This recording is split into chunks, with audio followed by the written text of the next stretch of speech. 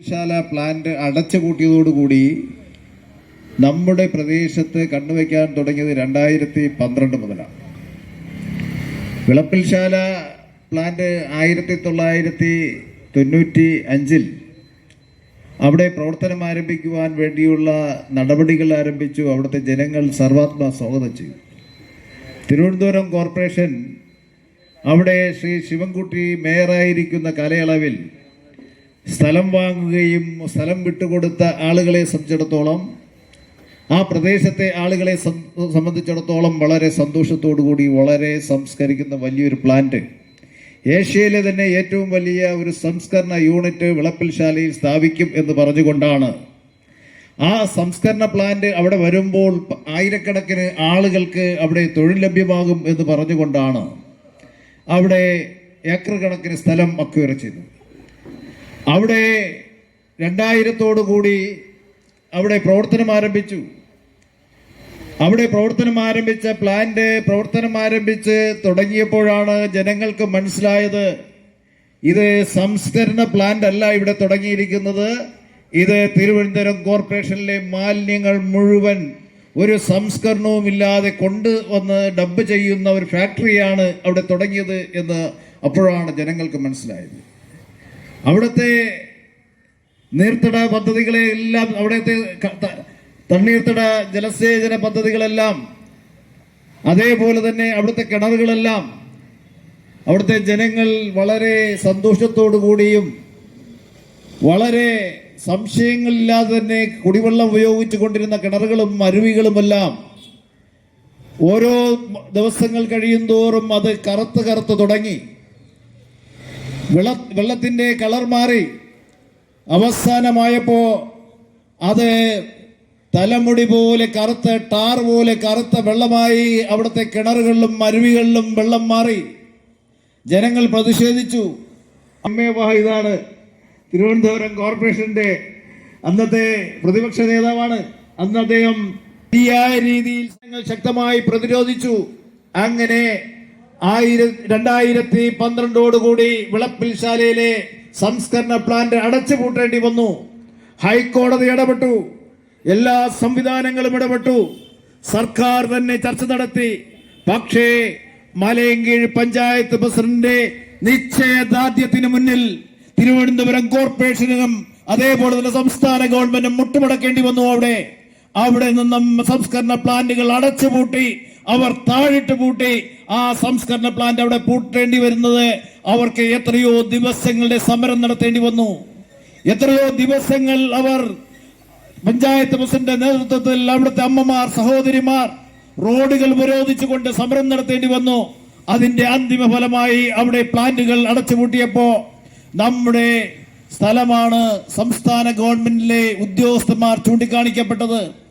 ഞാൻ പോത്തങ്കോട് ബ്ലോക്ക് പഞ്ചായത്ത് പ്രസിഡന്റായിരിക്കുന്ന കാലയളവിൽ Shri Ajith standing committee ചെയർമാനും നൌഷാദ് സ്റ്റാൻഡിംഗ് കമ്മിറ്റി ചെയർമാനുമായിരുന്ന സമയത്താണ് ടെക്നോ സിറ്റിയിൽ 26 ഏക്കർ സ്ഥലം തിരുവനന്തപുരം കോർപ്പറേഷന് സംസ്കരണ പ്ലാന്റ് സ്ഥാപിക്കുവാൻ അനുവദിക്കുവാൻ വേണ്ടി കേരള ക്യാബിനറ്റിൽ നോട്ട് വന്നത്. അവിടെ ചർച്ചയുണ്ടായി. ചർച്ചയുടെ അടിസ്ഥാനത്തിൽ അന്നത്തെ ബ്ലോക്ക് പഞ്ചായത്ത് പ്രസിഡന്റ് എന്ന നിലയിലും അതേപോലെ തന്നെ ഇവിടുത്തെ ഗ്രാമപഞ്ചായത്ത് പ്രസിഡന്റിനെയും ഇവിടുത്തെ ജനപ്രതിനിധികളെയും അന്ന് സെക്രട്ടേറിയറ്റിൽ വിളിച്ചുകൂട്ടി ചർച്ച നടത്തി. അന്ന് ശക്തമായ നിലപാട് പോത്തങ്കോട് ബ്ലോക്ക് പഞ്ചായത്ത് പ്രസിഡന്റ് എന്ന നിലയിൽ ഞാൻ അവിടെ പോത്തങ്കോട് ബ്ലോക്ക് പഞ്ചായത്തിന്റെ വികാരം പറഞ്ഞു. ഒരു കാരണവശാലും വെട്ട് റോഡ് കഴിഞ്ഞ് ഈ പ്രദേശത്തേക്ക് തിരുവനന്തപുരം കോർപ്പറേഷൻ കഴിഞ്ഞ് ഇങ്ങോട്ട് ഒരു വണ്ടിയും കടത്തിവിടില്ല എന്ന് അന്ന് മന്ത്രിയുടെ മുഖത്ത് നോക്കി പറയുവാനുള്ള ആർജവം ഇന്ത്യൻ നാഷണൽ കോൺഗ്രസിനുണ്ടായിരുന്നു എന്ന് പറയുവാൻ ഞാൻ ആഗ്രഹിക്കുന്നു. അന്ന് കേരളം ഭരിക്കുന്നത് ശ്രീ ഉമ്മൻചാണ്ടിയാണ്, കോൺഗ്രസ് മുഖ്യമന്ത്രിയാണ്. കോൺഗ്രസ് മുഖ്യമന്ത്രിയും ഘടകകക്ഷി മന്ത്രിമാരും ഇതിനുവേണ്ടി തയ്യാറെടുക്കേണ്ടതില്ല എന്ന് പറയുവാനുള്ള ആർജവം കാട്ടിയപ്പോ ഇന്ന് ഇവിടുത്തെ ബ്ലോക്ക് പഞ്ചായത്തും ഇവിടുത്തെ ഗ്രാമപഞ്ചായത്തും ഇവിടുത്തെ ജില്ലാ പഞ്ചായത്തും ഒക്കെ മുഖ്യമന്ത്രിയുടെ കീഴിലുള്ള മന്ത്രിയുടെ കീഴിൽ വിളിച്ചുകൂട്ടിയ മീറ്റിംഗിൽ അവിടെ പോയി ചായയും കുടിച്ച് ബിസ്ക്കറ്റും കഴിച്ച് തിരിച്ചു വന്നിരിക്കുന്നു. പഞ്ചായത്ത് ഇലക്ഷൻ കഴിഞ്ഞ് നമുക്ക് പ്ലാന്റിന്റെ പ്രവർത്തനം ആരംഭിക്കാമെന്ന്. അത്തരം നടപടികളുമായി മുന്നോട്ട് പോകുവാനാണ് ത്രിതല പഞ്ചായത്ത് ഭരണസമിതി അംഗങ്ങളും അതേപോലെ തന്നെ പഞ്ചായത്തും ശ്രമിക്കുന്നത് എങ്കിൽ ഒരു കാര്യം വ്യക്തമായി പറയുവാൻ ആഗ്രഹിക്കുന്നു. ഈ പഞ്ചായത്ത് ഓഫീസ് തന്നെ ഇവിടെ പ്രവർത്തിക്കണ്ട എന്ന് ജനങ്ങൾ തീരുമാനിക്കുന്ന അവസ്ഥയിലേക്ക് ഈ നാട്ടുകാരെ കൊണ്ടുപോയി എത്തിക്കരുത് എന്നാണ് ഇവിടെ ഇരിക്കുന്ന പഞ്ചായത്ത് ഭരണസമിതി അംഗങ്ങളോട് ഞങ്ങൾക്ക് പറയുവാനുള്ളത്.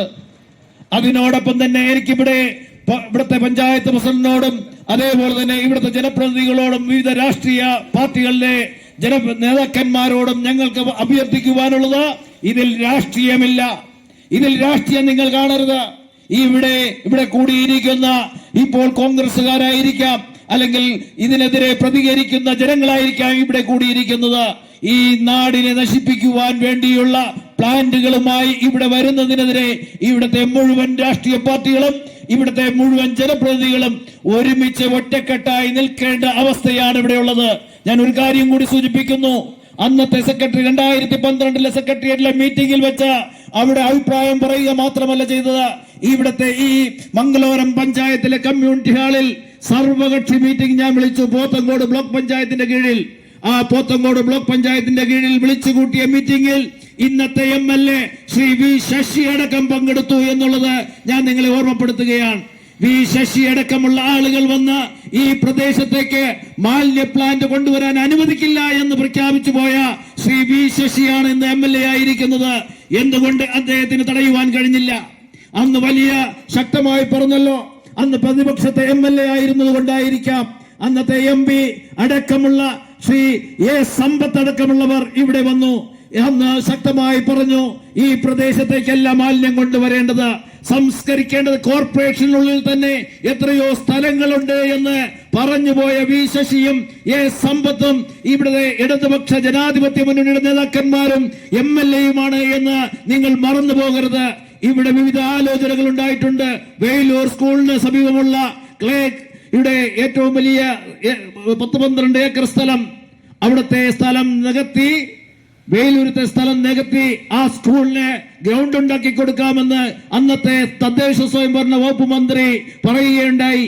അവിടുത്തെ കുഴി നികത്തി അവിടെ ഏക്കർ കണക്കിന് സ്ഥലം ആ സ്കൂളിന് സൗജന്യമായി പ്ലേ ഗ്രൗണ്ട് ഉണ്ടാക്കി കൊടുക്കാമെന്ന് പറഞ്ഞു.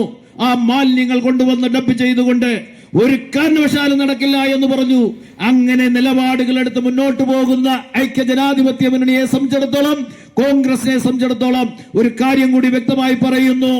ഏത് ഗവൺമെന്റ് ആയിരുന്നാലും ഏത് രാഷ്ട്രീയ പാർട്ടികളായിരുന്നാലും ഈ കേരളം ഭരിക്കുമ്പോ ഈ വെട്രോഡ് ജംഗ്ഷൻ വിട്ട് ഒരു വാഹനവും മാലിന്യം കയറ്റിക്കൊണ്ടുള്ള ഒരു വാഹനവും ഈ പ്രദേശത്തേക്ക് കടന്നു വരുവാൻ അനുവദിക്കില്ല എന്ന് ഇവിടെ പറയുവാൻ ആഗ്രഹിക്കുകയാണ്. അത് കഴിഞ്ഞിട്ടാണല്ലോ വെട്രോഡ് കഴിഞ്ഞ് വേണം മംഗലപുരത്തേക്ക് വരാൻ. അതുകൊണ്ട് വെട്രോഡ് വരെ നിങ്ങൾക്ക് മാലിന്യം കൊണ്ടുവരാൻ കഴിയൂ എന്ന് മാത്രം ഈ അവസരം സൂചിപ്പിച്ചുകൊണ്ട് ഞാൻ എന്റെ വാക്കുകൾ നിർത്തുന്നു. നമസ്കാരം. ജയ് ഹിന്ദ്.